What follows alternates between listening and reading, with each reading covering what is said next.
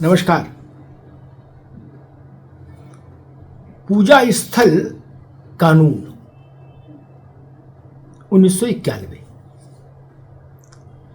कल supreme court ने उस पर नए सिरे से जो याचिकाएं आई हैं उस पर सुनवाई शुरू की और उस सुनवाई शुरू करने की प्रक्रिया का तात्कालिक जो परिणाम है सरल भाषा में वो ये है कि जहां भी धार्मिक स्थलों को लेकर मुकदमे चल रहे हैं उन मुकदमों में सुनवाई तो जारी रह सकती है पुराने मुकदमों में, लेकिन कोई भी अदालत कोई आदेश जारी नहीं करेगी।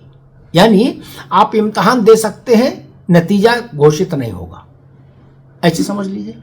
और किसी भी धार्मिक इमारत के सर्वे का आदेश नहीं होगा जब तक सुप्रीम कोर्ट इस मसले की सुनवाई नहीं कर लेगा। और सुप्रीम कोर्ट में एक महत्वपूर्ण पड़ाव ये होगा कि 4 हफ्तों के भीतर भारत सरकार इस कानून पर अपना रुख देश की सबसे बड़ी अदालत के सामने हलफनामा की शक्ल में रखेगी। अब इसको देखिए, इसका सबसे ज्यादा जो इम्पैक्ट है, जो असर है, वो उत्तर प्रदेश पर पड़ता है, क्योंकि सबसे ज्यादा मुकदमे भी धार्मिक स्थलों को लेकर उत्तर प्रदेश से हैं और देश के ही नहीं विश्व भर में फैले हिंदू समाज के लिए जो सबसे संपूज्य 3 स्थल हैं उनमें से 2 स्थल वाद में 2 स्थलों को लेकर मुकदमे लंबित हैं, वो भी उत्तर प्रदेश से ही हैं दोनों स्थल। काशी में ज्ञानवापी और मथुरा में श्री कृष्ण जन्मस्थान। उन दोनों मुकदमों में भी कल सुप्रीम कोर्ट का जो निर्देश था वो लागू हो जाएगा। दोनों के मसले हाई कोर्ट में चल रहे हैं। अब वहां केवल सुनवाई जारी रह सकती है, हाई कोर्ट कोई आदेश जारी नहीं कर सकता। कई जिले ऐसे हैं जहां इस ढंग के मुकदमे हैं। संभल में मुकदमा है मस्जिद को पर, बदायूं में मुकदमा है मस्जिद पर, फतेहपुर सीकरी में मुकदमा है मस्जिद पर, दरगाह पर, जौनपुर में अटाला मस्जिद पर मुकदमा है और लखनऊ में टीले वाली मस्जिद पर मुकदमा है। इतने तो मुझे याद हैं। इन सब मुकदमों की स्थिति ये होगी कि स्टेटस को जैसी आप मान लीजिए यथा स्थिति रहे। अब संभल में सर्वे हो चुका है, जौनपुर में सर्वे के लिए स्वीकृति दे दी थी अदालत ने अटाला मस्जिद की, लेकिन बाद में जब प्रेयर ये हुई कि सुरक्षा भी चाहिए सर्वे करने वाले अधिकारियों को, तो उस पर फैसला 16 तारीख को लेना था, 16 दिसंबर को। अब देखना होगा कि सुप्रीम कोर्ट ने चूंकि सब पर एक तरह का एम्बार्गो लगा दिया, एक तरह का रोक लगा दी, क्या स्थिति बनती है, क्या निचली अदालतें अब इन मसलों पर सुनवाई करने का मन बना पाएंगी। क्योंकि देश की जब सबसे बड़ी अदालत, कल सुप्रीम कोर्ट ने कहा भी है, चीफ जस्टिस ने, उन्होंने कहा कि क्या यह उचित होगा कि जब देश की सबसे बड़ी अदालत किसी मसले पर बड़े परिदृश्य में, बड़े परिप्रेक्ष्य में विचार कर रही हो, सुनवाई कर रही हो, तो देश की जो लोअर कोर्ट्स हैं वो उसी प्रकृति के मसलों पर, मामलों पर सुनवाई जारी रखें और आदेश पारित करते रहें। इसका मतलब है कि सुप्रीम कोर्ट ये चाहता है, उसका मैसेज है कि जो लोअर कोर्ट्स हैं देश की, वो इस तरह के मामलों में तब तक रुके जब तक सुप्रीम कोर्ट कोई निर्णय नहीं कर देता है पूजा स्थल कानून पर, प्लेसेस ऑफ वर्शिप एक्ट 1991।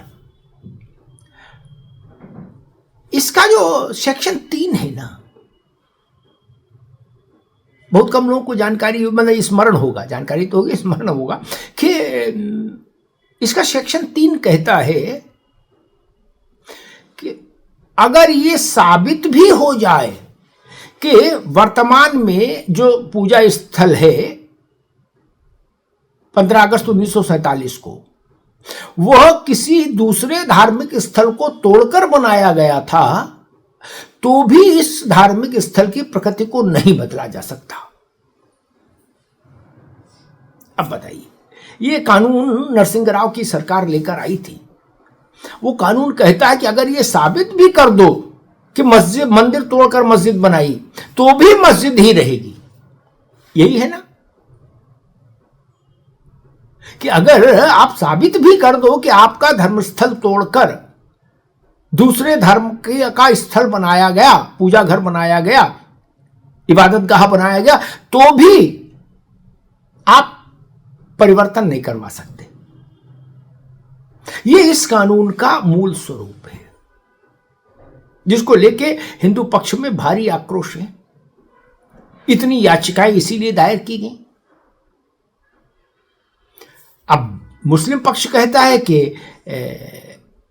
अमन चैन के नाम पर धार्मिक स्वतंत्रता का जो अधिकार है, का जो मौलिक अधिकार है, उस पर पर्दा डाल दीजिए।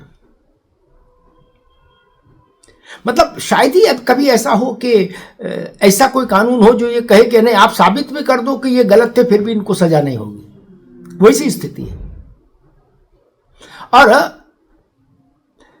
15 अगस्त 1947 के बाद अगर कोई परिवर्तन हुआ किसी धार्मिक स्थल पर, तो ये एक्ट उसको खुला छोड़ता, कहता वहां आप मुकदमेबाजी कर सकते हैं, लेकिन 15 अगस्त 1947 को जो जहां जिस नेचर का है वैसे ही रहेगा।